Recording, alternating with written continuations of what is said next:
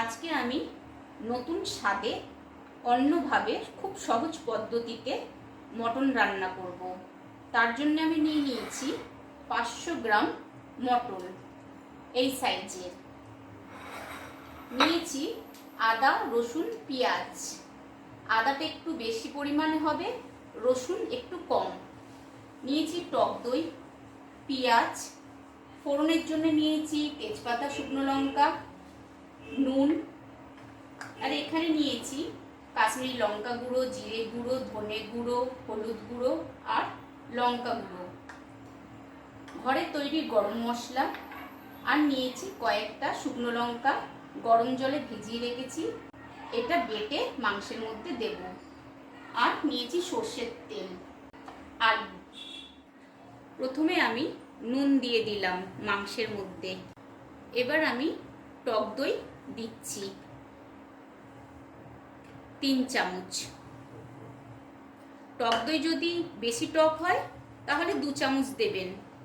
এবার আমি জিরে, ধনে, লঙ্কা গুঁড়ো, কাশ্মীরি লাল লঙ্কা গুঁড়ো, হলুদ গুঁড়ো সব ঢেলে দিলাম। স্লাইস করে কেটে রাখা পেঁয়াজ আমি পুরোটা দিয়ে দিলাম। সর্ষের তেল এবার আমি দেব। এবার আমি সমস্ত মিশ্রণ একসঙ্গে মাখিয়ে নেব। মটনটা আমি এইভাবে ম্যারিনেট করে নিয়েছি। এবার আমি আলু ভাজবো। তেল গরম হয়ে গেছে, এবার আমি আলু ভেজে নেব। সামান্য পরিমাণে আমি নুন দিয়ে দিলাম যাতে আলুতে নুন ঢোকে ভালোভাবে। এবার আমি সামান্য হলুদ দিয়ে দিলাম আলুতে ভালো কালার আসবে বলে। আলু ভাজা হয়ে গেছে, এবার আমি এক এক করে উঠিয়ে নেব। এবার আমি কড়াইয়ের মধ্যে ফোড়নের জন্য তেজপাতা আর শুকনো লঙ্কা দিয়ে দিলাম। এবার আমি ম্যারিনেট করে রেখেছিলাম খাসির মাংস দিয়ে দিলাম।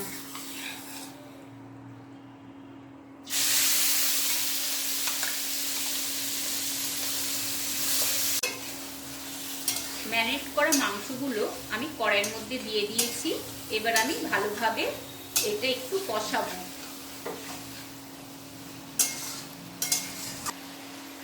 এবারে আমি আদা, রসুন, পেঁয়াজ আর শুকনো লঙ্কা বাটা দিয়ে দিলাম। শুকনো লঙ্কা আমি প্রথমে সিডগুলো বের করে বয়েল করে নিয়েছিলাম, তারপরে আমি আদা, রসুন, পেঁয়াজ সব একসঙ্গে আমি বেটেছি। ভালোভাবে আমি কষিয়ে নেব। অল্প অল্প করে গরম জল দিয়ে আমি মাংসটাকে ভালোভাবে কষিয়ে নেব।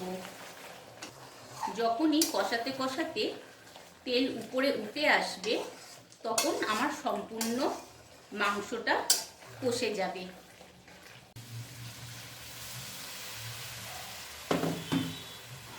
এইভাবে গরম জল দিয়ে আমি মাংসটা কষাবো। আপনারাও গরম জল দিয়ে মাংস কষাবেন, দেখবেন মাংসের স্বাদটা আরো ভালো হবে। মাংসটা কষে গেছে, এবার আমি প্রেসার কুকারে দিয়ে দেবো। প্রেসার কুকারে আমি মাংস দিয়ে দিয়েছি গলার জন্যে। 5টা সিটি দেব, মাংস গলে যাবে। তারপরে আমি আলুগুলো দিয়ে আর একটা সিটি দেবো।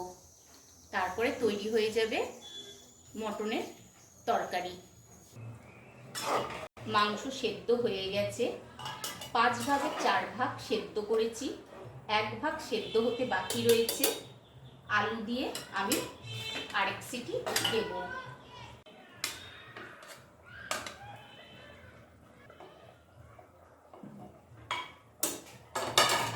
এবার আমি গরম করে রেখেছিলাম গরম জল দিয়ে দেব, যতটা পরিমাণে আমি ঝোল রাখবো।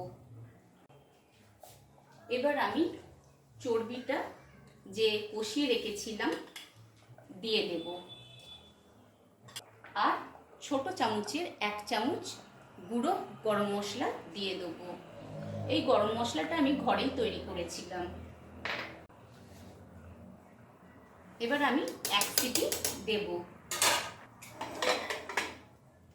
প্রেসার কুকারে 1 সিটি হয়ে গেলে আমার তৈরি হয়ে যাবে খাসির মাংসের ঝোল।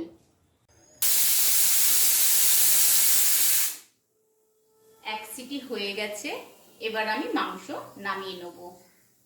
26শে জানুয়ারির উপলক্ষে ঘরে তৈরি করে নিলাম অন্য স্বাদের খাসির মাংসের ঝোল। এইভাবে আপনারাও ঘরে বানাবেন, দেখবেন খেতে খুব ভালো লাগবে।